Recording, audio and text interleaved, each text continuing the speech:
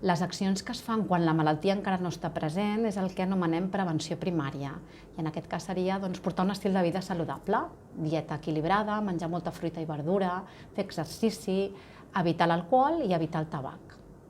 Aquelles accions o estratègies que fem quan la malaltia ja està present però sense cap signe o símptoma és el que anomenem prevenció secundària i és el que es realitza a través dels programes de cribatge o detecció precoç de càncer.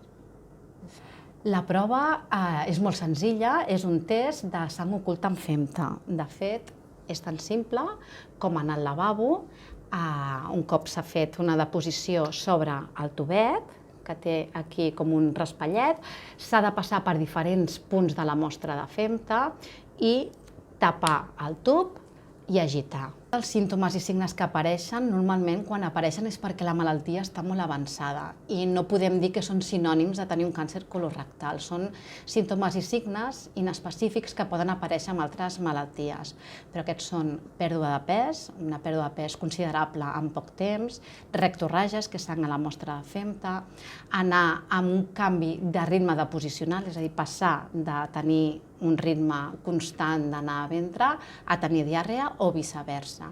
Però, com dic, són símptomes i signes molt inespecífics que poden aparèixer amb altres patologies digestives.